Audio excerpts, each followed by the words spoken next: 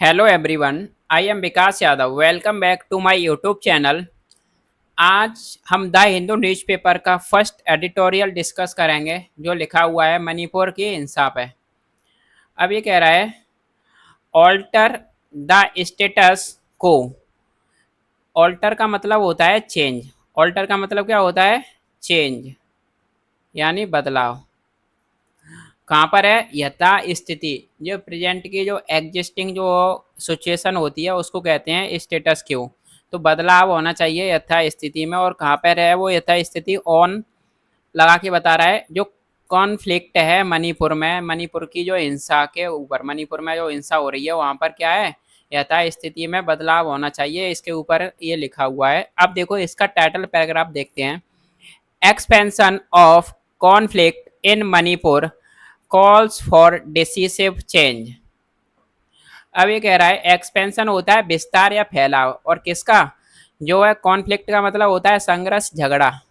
इनमें मणिपुर में जो संघर्ष है, जो झगड़ा है, जो हिंसा है, उसका जो फैलाव या विस्तार, ये कॉल्स फॉर यानी ये मांग कर रहा है एक निर्णायक बदलाव की। डिसीसिव जो निर्णायक यानी चेंज यानी बदलाव। तो ये कह रहा है वहाँ का जो विस्तार है कॉन्फ्लिक्ट का मणिपुर में, वो किसकी मांग कर रहा है? वो एक बदलाव की मांग कर रहा है। तो सबसे पहले यहाँ पर जो सब्जेक्ट है हमारा वो एक्सपेंशन है, कॉल्स फॉर यहाँ पर इसकी वर्ब है। इस आर्टिकल को पढ़ने से पहले मैं आपको यहाँ पर एक रिक्वेस्ट करूँगा कि आप सबसे पहले किसी भी सेंटेंस को पढ़ते हो तो वहाँ पर उसकी सब्जेक्ट और उसके वर्ब को सबसे पहले आइडेंटिफाई करो, जिससे आपका 70% टास्क ईजी हो जाता है। और इससे हमें सबसे ज़्यादा हेल्प मिलती है जहाँ पर हम एरर वाले पार्ट में, जब हम एरर रिडक्शन करते हैं, एरर ढूंढते हैं, तब हमें क्या पता चलता है कि कौन सा वर्ड अपनी जगह क्या काम कर रहा है। अगर आपको पता है कि नाउन क्या काम करता है, एडजेक्टिव क्या काम करता है, तो आप सबको अपनी अपनी जगह पर क्या कर दोगे? सेट कर दोगे। तो ये चीज़ें हमें रीडिंग से आती हैं, और रीडिंग में हमें क्या है? सब्जेक्ट और वर्ब को मार्क करते हुए चलना है। अब चलो इसको कंटिन्यू करते हैं। More than a year since an ethnic conflagration flared up, resulting in 221 deaths and the displacement of nearly 50,000 people, something remains rooted in the state of Manipur. More than a year, एक साल से भी ज़्यादा। एक साल से भी ज़्यादा कब से? सिंस, जब से एक जो एथनिक, एथनिक होता है जातीय, जो नस्लीय। कन्फ्लैग्रेशन यानी होती है ऐसी एक तरह से बहुत ही ज़्यादा जो बोले जाए तो एक आग की तरह से बहुत तेज़ी से जो फैलने वाली, उसको कहते हैं जो एथनिक, जो जातीय जो संघर्ष है, जो कॉन्फ्लैग्रेशन है, जो ऐसी जो हिंसा है, वो क्या हुई है? फ्लेयर आपका मतलब किसी चीज़ का भड़कना। तो भटक क्या हुई थी? भड़की थी। कब भड़की थी? और इसके भड़कने से क्या हुआ था? ये रिजल्ट इन हुई थी, जिसका परिणाम निकल के आया था, नतीजा निकल के आया था 221 मौत हैं, यानी 221 लोग मारे गए थे। और डिस्प्लेसमेंट होता है चीज़ों को वहाँ से पलायन कर देना, अपनी जगह छोड़ देना। तो डिस्प्लेसमेंट हुआ था लगभग 50,000 पीपल, यानी 50,000 लोग वहाँ से क्या हुए थे? पलायन कर गए थे, निकल गए थे। अब इसके बाद भी अब बता रहा है समथिंग रिमेन्स, अभी भी कुछ रिमेन्स बचा हुआ है, सड़ा हुआ इनमें स्टेट ऑफ मणिपुर, यानी मणिपुर राज्य में अभी भी क्या है? रूटन इनका मतलब होता है सड़ा हुआ, रूट। तो अभी भी कुछ सड़ा हुआ यानी वहाँ पर बचा हुआ है, इतना डेथ होने के बाद और इतने लोगों का पलायन होने के बाद। अब देखो यहाँ पर सबसे पहले ऊपर से जब आपने सेंटेंस को पढ़ना स्टार्ट किया था, तो सबसे पहले हमें मोर देन अ ईयर, ये यहाँ पर एडवर्ब मिल गया आपको। फिर यहाँ पर एक एथनिक कॉन्फ्लैग्रेशन। कोई यहाँ पर देखो सब्जेक्ट हम कैसे ढूंढते हैं? अब यहाँ पर ये एथनिक कॉन्फ्लैग्रेशन किसी का सब्जेक्ट है। फ्लेयर्ड अप, यहाँ पर ये एडजेक्टिव बन के काम कर रहा है। रिजल्टिंग इन, ये। फिर उसके बाद में डेथ्स एंड डिस्प्लेसमेंट ऑफ लगा के ये प्रपोजिशन का ऑब्जेक्ट बन गया। फिर इसके बाद में जो सब्जेक्ट है हमारा वो है समथिंग, और रिमेन्स क्या है? इसकी वर्ब है। तो इस तरह से हम सेंटेंस में सबसे पहले देखते हैं कि क्या सेंटेंस में सब्जेक्ट बन सकता है। कोई प्रपोजिशन का ऑब्जेक्ट है, कोई एडवर्ब से जुड़ा हुआ है, कोई कंजंक्शन से जुड़ा हुआ है। तो सब्जेक्ट और वर्ब, सब्जेक्ट सेंटेंस में सबसे पहले जो होता है वो क्या है, अपना अलग यानी डूअर होता है, करने वाला होता है। अब देखो और आगे, the conflict has now spread to Etherto, peaceful districts such as Jiribam, even as Imphal Valley and other areas have seen rising extortion and abductions. Conflict यानी जो संघर्ष है, जो झगड़ा है, ये अब फैल चुका है। कहाँ तक? टू इथेटो। इथेटो का मतलब होता है अभी तक। जो पीसफुल यानी जो शांतिपूर्ण फूड जो जिलों में, सच है जैसे जहाँ पर शांति थी वहाँ तक भी ये क्या है, फैल गया है। जीरीबाम नाम का एक जिला है वहाँ पर, और इवन एज यहाँ तक इम्फाल वैली तक, इम्फाल वैली की जो घाटी है, और अदर एरियाज और दूसरे अन्य इलाकों में भी अब ये क्या कर रहा है, हैव सीन, ये सीन यानी देखा गया है, राइज करते हुए बढ़ यानी राइज करना यानी बढ़ती हुई एक्सटॉर्शन। एक्सटॉर्शन का मतलब होता है जबरन यानी वसूली, किसी से करते हैं, और एक तरह से फिरौती कह सकते हैं एक्सटॉर्शन। और एबडक्शन का मतलब होता है किसी का अवरण या अपहरण करना या किडनैपिंग। तो अब यहाँ यह क्या दिखाई दिया गया है यहाँ पर, इसके जो नियर जो पड़ोसी इलाकों में बढ़ती हुई जबरन वसूली और किडनैपिंग के मामले भी बढ़ते हुए दिखाई दिए हैं। तो मणिपुर में हिंसा हो रही है, वहाँ से आसपास के इलाके भी क्या हो रहे हैं, वहाँ पर भी उन पर असर पड़ रहा है, और ये हिंसा और जो पीसफुल डिस्ट्रिक्ट थे जिलों में भी फैल चुकी है, और वहाँ पर इम्फाल वैली तक, और जो एरियाज हैं वहाँ पर जबरन वसूली की जा रही है और किडनैपिंग की जा रही है। ये बढ़ते हुए मामले दिखाई दे रहे हैं। The increase in armed militias in both the valley and hill areas, who are armed with weapons looted from constabularies. अब ये कह रहा है जो इंक्रीज जो बढ़त है कहाँ पर, आर्म्ड यानी जो आर्म्ड मिलिट्री होती है, जो सशस्त्र यानी जो सैनिकों की, इनमें यानी दोनों घाटियों में, यानी वैली में, घाटी में, और हिल एरियाज में, पहाड़ी इलाकों में। अब ये क्या कह रहा है, हु लगा के बता रहा है, रिलेटिव प्रोनाउन है यहाँ पर।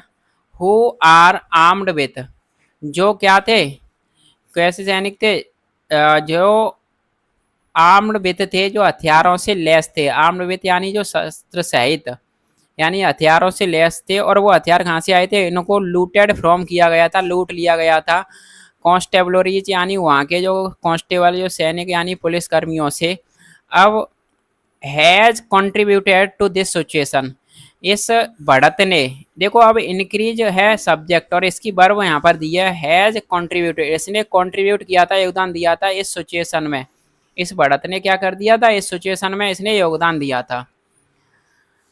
For the past year, the Union government has sought to maintain a tenuous peace by subjecting the state to a de facto imposition of the provisions of Article 355 of the Constitution without officially announcing them, even as continue news with the some political leadership so as to provide a leaf fig sorry fig leaf of power to the chief minister who is the Bharatiya Janata party. अब देखो यहाँ से यहाँ तक paragraph थोड़ा लंबा हो गया, कोई बात नहीं है। कहाँ थे हम, यानी फॉर द पास्ट, यानी पास्ट मतलब बीते हुए कुछ सालों, फॉर द पास्ट ईयर यानी पास्ट ईयर से पिछले सालों से जो केंद्र सरकार है उसने कोशिश की थी। क्या कोशिश कर चुकी है वो, सीख की सेकंड फॉर्म है, सीख माने कोशिश करना, शॉर्ट। तो ये कोशिश कर चुकी थी मेंटेन करने में, संभालने में एक बहुत ही नाजुक सी पीस, शांति, बहुत कम यानी टेनुअस होता है, तुच्छ ना के बराबर, जो शांति पीस। और बाई लगा के बता रहा है ये सब्जेक्टिंग करके, यानी किस चीज़ को रिलेट करके, जो है स्टेट में डी फैक्टो इम्पोजिशन, यानी जो प्रावधान था आर्टिकल 355 का, इसको लगा के ये क्या कर चुकी थी सरकार, यहाँ पर कोशिश कर चुकी थी थोड़ी सी पीस शांति बनाने के लिए। तो संविधान के आर्टिकल 355 को लगा के, और ये कैसे लगाया था, बिना आधिकारिक तौर पर इसकी घोषणा किए, यानी विदाउट ऑफिशियली अनाउंसिंग, बिना आधिकारिक तौर पर इसकी अनाउंस किए हुए, घोषणा किए हुए, देम यानी उनको, इवन एज, यहाँ तक जबकि, इट कंटिन्यू, यह लगातार होता है, विद द सेम, अभी भी इवन एज, यहाँ तक जो कंटिन्यू करता है, सेम पॉलिटिकल पार्टी लीडर्स, यानी अभी भी वहाँ पर जो सरकार है वो कैसी है, सेम पॉलिटिकल लीडरशिप है, राजनीतिक लीडरशिप है। और सो एज टू, और ये प्रोवाइड करती है क्या, एक फिग लीफ ऑफ पावर, किसको, चीफ मिनिस्टर को, मुख्यमंत्री को एक पावर देती है, जो है भारतीय जनता पार्टी से। तो वहाँ के जो भारतीय जनता पार्टी के जो प्राइम मिनिस्टर हैं, तो इनको एक तरह से फिग लीफ ऑफ पावर का मतलब है, ये किसी की आड़ में कोई हेल्प मुहैया कराना, यानी तो ये शक्ति को मुहैया कराती है, प्रोवाइड कराती है। तो यहाँ से यहाँ तक देखो, आपके समझ में आएगा, पिछले कुछ सालों से केंद्र सरकार ने कोशिश की थी वहाँ पर थोड़ी सी शांति बनाने की। 355, यानी जो हमारे संविधान का आर्टिकल 355 को लगा के बिना आधिकारिक तौर पर उसकी घोषणा नहीं की गई थी, और ये कंटिन्यू करते हैं पॉलिटिकल, यानी वहाँ की जो सेम, यानी पार्टी के सत्ता के, उसी पार्टी के साथ में। और ये भारतीय जनता पार्टी के जो चीफ मिनिस्टर हैं, उनको क्या करती है, ये प्रोवाइड करती है, एक फिगलीफ ऑफ पावर का मतलब होता है किसी को कोई हेल्प मुहैया कराना।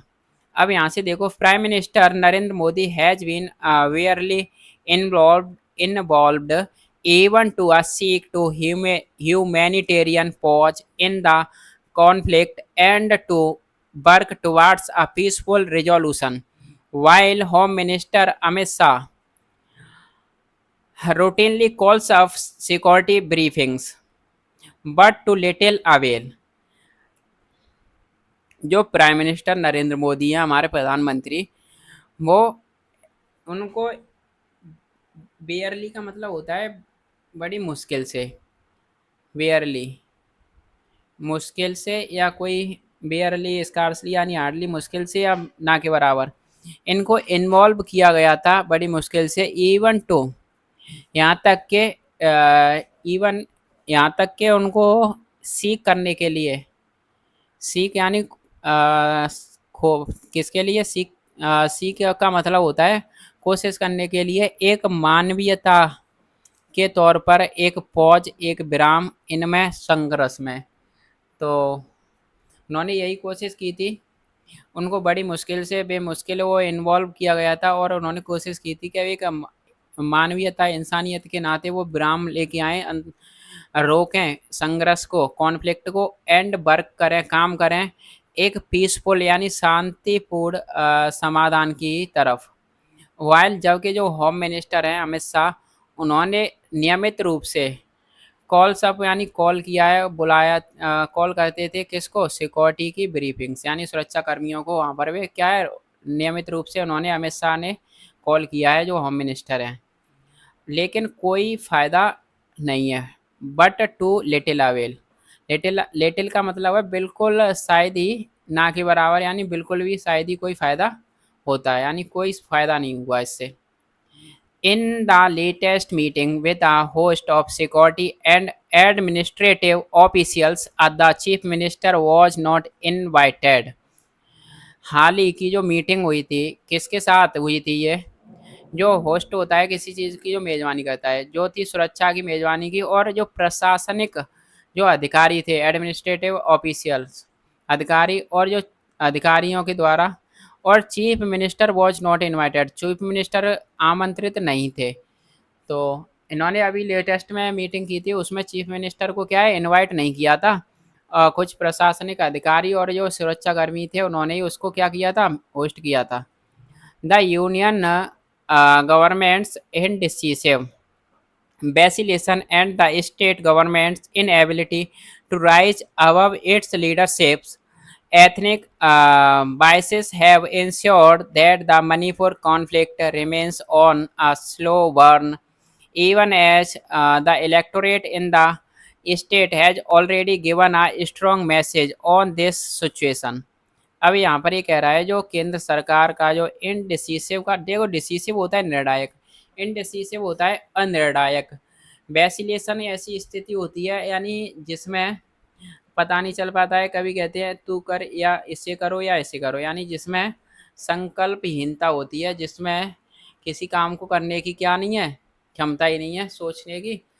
वैसिलेशन आपने देखा होगा, कभी वो इधर उलता है कभी इधर उलता है, तो दोनों तरफ एक तरफ कभी इधर हिलता डुलता डुलता है, उसको कहते हैं वैसिलेशन। तो अनिर्णायक जो वैसिलेशन की जो स्थिति थी केंद्र सरकार की और राज्य सरकार की, इनएबिलिटी अयोग्यता, स्टेट गवर्नमेंट की अयोग्यता, यानी केंद्र सरकार की तो डिसीजन लेने की जो क्या थी क्षमता, पता ही नहीं चल पा रहा था कि इसको करें या नहीं करें, और राज्य सरकार की जो अयोग्यता थी, जिसने रेज कर दिया, ये राइज अप अब यानी ये उठी थी अब ऊपर अपनी लीडरशिप की एथनिक बायसेस से। क्या नहीं हो पा रही थी ये कि राइज करे अब ऊपर अपनी जो वहाँ की लीडरशिप है, ये लीडरशिप है कैसी, यानी जातीय भेदभाव पर, बायसेस यानी पक्षपात पर, इससे ऊपर नहीं उठ पा रही थी। और हैव इंश्योर्ड, और क्या इंश्योर कर चुकी थी, क्या इंश्योर किया था कि दैट मणिपुर का जो कॉन्फ्लिक्ट है वो रिमेन्स यानी बना हुआ है एक स्लो बर्न, यानी एक धीमे धीमे क्या हो रहा है, जल रहा है। इवन एज यहाँ तक जो मतदान हुआ था, जो इलेक्टोरेट यानी जो मतदान था इनमें स्टेट में मणिपुर में, इसने ऑलरेडी पहले ही ये दे चुका था एक बहुत मजबूत मैसेज, कहाँ पर है, इस सिचुएशन पर। तो वहाँ पर जो मतदान हुआ है उसमें भी एक बड़ा मैसेज मिला है, लोगों ने वहाँ पर वोट नहीं किया है। अब ये कह रहा है इन जनरल इलेक्शन, एक जो जनरल इलेक्शन जो हुआ था, ऑन जनरल इलेक्शन में जो अपोजिशन थी Congress party score a decisive win in the inner and outer Manipur constituencies. Opposition यानी कांग्रेस पार्टी ने स्कोर किया था एक डिसीसिव, बड़ी ही बहुत बेहतरीन जीत इनमें, इनर और आउटर यानी मणिपुर के बाहर और अंदर की चुनाव क्षेत्र में, यानी चुनावी क्षेत्र में, कॉन्स्टिट्यूएंसीज में, विधानसभा में। डेस्पाइट के बावजूद the blatant intimidatory tactics by the militias to deter voters especially in the valley. देखो ब्लेटेंट होता है जो खुलेआम धड़ल्ले से जो होता हुआ, इंटिमिडेटरी होता है किसी चीज़ को इंटिमिडेट यानी डराना धमकाना, तो खुलेआम तौर पर उन्होंने इंटिमिडेटरी टैक्टिक्स को अपनाया था। कौन सी वाली, जो डराने धमकाने की जो टैक्टिक्स थी उनको अपनाया था खुलेआम तौर पर। कैसे, मिलिट्री के द्वारा कि वो रोकें, डिटर करने के लिए, रोकने के लिए वोटर्स को स्पेशली यानी वैली में। तो यही कह रहा है कि उन्होंने वहाँ के जो वोटर थे खास करके जो घाटी में, उनको मिलिट्री के द्वारा खुलेआम तौर पर उनको डरा धमका के बड़ी यानी कोशिशें की थी, टैक्टिक्स अपनाई थी रोकने की। इसके बावजूद भी उनकी जो अपोजिशन पार्टी थी कांग्रेस, उसने बड़ी ही अच्छी जीत हासिल की थी, एक डिसीसिव, एक बहुत बेहतरीन जीत, अच्छे वहाँ पर वोट मिले थे। तो यही एक स्ट्रॉन्ग मैसेज वहाँ की सरकार के लिए गया था। अब देखो the writing on the ball is clear, यानी देखो राइटिंग ऑन द बॉल होता है जो लिख दिया, यही क्या है, यही होना था, हमने तो पहले ही लिख दिया था, ऐसी कहावत कह देते नहीं है। तो राइटिंग ऑन द बॉल यानी दीवार पर लिख दो, दीवार पर लिख के रख दो, कह दिया यही होगा। तो राइटिंग ऑन द बॉल यह स्पष्ट था, यानी जो लिखा गया था ये स्पष्ट था। क्या क्या जो परसिस्टेंस है of the status quo is doing little to resolve the conflict and is only furthering the ethnic divided. ये कह रहा है जो लगातार परसिस्टेंस ऑफ द जो यथा स्थिति है, किसकी जो यथा स्थिति, परसिस्टेंस यानी लगातार बनी रहेगी, ये यथा स्थिति ऐसी की ऐसी यानी लगातार परसिस्टेंस है, अभी भी ऐसे ही है। इज डूइंग यानी कर रही है, क्या कर रही है, लिटिल यानी ना के बराबर करेगी, रिजॉल्व यानी बिल्कुल भी ये रिजॉल्व करे समाधान नहीं समाधान नहीं करेगी संघर्ष में, कॉन्फ्लिक्ट में। और ये क्या करेगी, केवल ये फर्दरिंग और आगे बढ़ा देगी और ज़्यादा क्या कर देगी आगे, एथनिक यानी जातीय डिवाइडेशन, यानी जातीय भेदभाव, और ये क्या कर देगी, एथनिक डिवाइड कर देगी, यानी लोगों को जाति के नाम पर वहाँ पर बांट देगी और ज़्यादा, अगर ऐसी यथास्थिति बनी रहती है तो। ये कोई समाधान नहीं लेके आएगी, यथास्थिति लगातार अपनी सिचुएशन में बनी हुई है, तो ये कह रहा है the union and the state governments must heed the people of Manipur's call for change. Union होता है हमारी केंद्र सरकार, और हमारी राज्य सरकारों को मस्ट यानी इसको ध्यान देना चाहिए, कहाँ पर, लोगों पर। और वो लोग किसके हैं, मणिपुर के कॉल्स फॉर चेंज, यानी जो मणिपुर के लिए बदलाव की जो मांग करने वाले लोगों की पे इसको ध्यान देना चाहिए, जो मांग कर रहे हैं मणिपुर के बदलाव के लिए। मणिपुर से देखो एपोस्ट्रॉफी एस लग के बता रहा है, कॉल फॉर चेंज, यानी बदलाव की जो मांग है मणिपुर की लोगों की, उस पर सरकार को, केंद्र सरकार और राज्य सरकारों को ध्यान देना चाहिए। अब ये कह रहा है a change in the leadership is now inevitable at the helm of affairs of government, but a mere shifting of chairs will not suffice। जो चेंज है कहाँ पर, लीडरशिप में, यानी जो पार्टी में, ये नाउ कैसा है, इनएविटेबल है, यानी ये चीज़ क्या है, अनअवॉइडेबल है, अब इसको अवॉइड नहीं किया जा सकता, ये होगी होगी। एट द हेल्म, यानी जो इसकी हेल्म होती है कमान ऑफ की, मामलों की, जो मामलों की जो कमान पर है सरकार, सरकार के जो मामले की जो कमान है, बट ये मेयरली, ये खाली शिफ्टिंग ऑफ चेयर, यानी ये चेयर बदलने से ही विल नॉट सफिस, अधिक नहीं होगी। सफिस का मतलब होता है इतना ही काफ़ी नहीं होगा, सरप्लस नहीं होगा, अत्यधिक नहीं होगा। तो ये कह रहा है कि वहाँ की जो लीडरशिप है, वहाँ की जो पार्टी में है, ये तो चेंज आना ही आना है, ये इनएविटेबल है, इसको टाला नहीं जा सकता है। और खाली जो चेयर्स की शिफ्टिंग करने से ही ये काफ़ी नहीं होगा वहाँ के लिए, कि वहाँ कुर्सी बदल जाए, दूसरी सत्ता आ जाए, यही काफ़ी नहीं होगा, और भी बहुत कुछ वहाँ पर करना होगा। अब ये कह रहा है there must be a renewed attempt to curb the anti-social militias and to disarm them in the hill areas and in the valley, while simultaneously ensuring that civil society actors who are committed to peace and amity, cutting across ethnic sections, are empowered to talk to each other and work out modalities of bringing back normalcy। अब देखो यहाँ से यहाँ तक, there must be a renewed attempt, देखो new होता है नया, और रिन्यूड यानी फिर से, पुनः जो कोशिश की जानी चाहिए, कर्व कंट्रोल किए जाने के लिए, किसको, जो असामाजिक तत्व हैं, एंटी सोशल, जो एंटी सोशल है यानी जो समाज के एंटी मिलिशिया यानी मिलिट्री को, और डिसआर्म करना चाहिए उनको।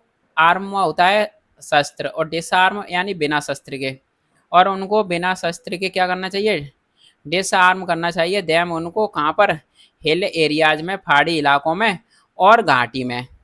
जबकि साइमल्टेनियसली, इसके साथ ही साथ सुनिश्चित भी करना चाहिए, क्या सुनिश्चित करना चाहिए, क्या जो वहाँ की जो सिविल सोसाइटी है, सिविल सोसाइटी वहाँ के जो नागरिक हैं, जो समाज के सामाजिक जो नागरिक हैं, जो एक्टर्स, सामाजिक नागरिक और जो एक्टर्स हैं, जो एक्टर्स उनको कह रहे हैं, जो वहाँ के लोग हैं जो आगे आते हैं, एक्टर्स बोलते हैं उनको, जो कमिटेड हैं, जो वचनबद्ध हैं, किसके लिए, शांति के लिए, और एमिटी यानी लोगों को मिलाने के लिए, कटिंग अक्रॉस, जो एथनिक सेक्शन, एथनिक सेक्शन का मतलब होता है जो जातीय नस्ल के गिरफ्त के अलग, यानी वो क्या करेंगे, मेल जोल बिठाएंगे, और वहाँ क्या लेके आएंगे, फिर से शांति लेके आएंगे ये। और ये क्या करेगा, आर एम्पावर्ड, ये सशक्त करेगा, क्या करने के लिए, बातचीत करने के लिए एक दूसरे के, एक दूसरे से, और वो वर्कआउट करेंगे और वो काम करेंगे modalities of the bringing back normalcy, यानी बातचीत करेंगे वापस से नॉर्मलसी यानी सामान्यता की स्थिति लाने पर। And sorry, the representatives of the governments in the neighboring states and the newly elected parliamentarians can also help in bringing about a reconciliation between the hostile ethnic groups। ये कह रहा है रिप्रेजेंटेटिव्स यानी जो प्रतिनिधि, रिप्रेजेंटेटिव्स कौन होती है, जो वहाँ के जो प्रतिनिधि हैं, कहाँ के जो सरकार के जो प्रतिनिधि हैं नेबरिंग स्टेट में यानी जो पड़ोसी राज्यों में, और न्यूली यानी जो नए नए इलेक्ट करके लाए गए सांसद पार्लियामेंट में जो बैठते हैं उनको कहते हैं पार्लियामेंटेरियंस, यानी जो सांसद वो भी कर सकते हैं हेल्प, कहाँ पर हेल्प कर सकते हैं इन ब्रिंगिंग यानी लाने में, क्या लाने में, अबाउट लगभग एक रिकन्सिलेशन, यानी रिकन्सिलेशन का मतलब होता है लड़ाई झगड़े करने के बाद में फिर लोगों को मिलाने का जो काम होता है उसको कहते हैं रिकन्सिलेशन में, जो है बिटवीन किसके बीच में, जो आक्रामक जातीय ग्रुप यानी समूहों के बीच में। हॉस्टाइल होता है आक्रामक एथनिक जातीय ग्रुप से। तो यही कह रहा है कि वहाँ पर जो नए सांसद जो चुन के आए हैं और वहाँ की जो नेबरिंग जो स्टेट हैं और सरकार के जो प्रतिनिधि हैं वो हॉस्टाइल एक जो आक्रामक जो जातीय नस्लीय जो ग्रुप बना हुआ है जातीय नस्ल के ऊपर, उसको क्या कर सकती हैं वे फिर से उसमें मेल जोल करा सकती है, ये भी हेल्प कर सकते हैं। But all this can happen only if there is a decisive change in the current state of affairs in Manipur. लेकिन ऑल दिस कैन हैपन, ये सारी चीज़ें कैन हैपन यानी घटित हो सकती हैं ओनली तब यदि एक जो निर्णायक चेंज आए मौजूदा जो हालात है मामलों की इनमें मणिपुर में। तो मणिपुर में जो मौजूदा हालात जो बने हुए हैं अभी उसमें अगर चेंज आता है एक निर्णायक तो ये सारी चीज़ें क्या है घटित हो सकती हैं। तो आज का सेशन हम यहीं पर रैप अप करते हैं।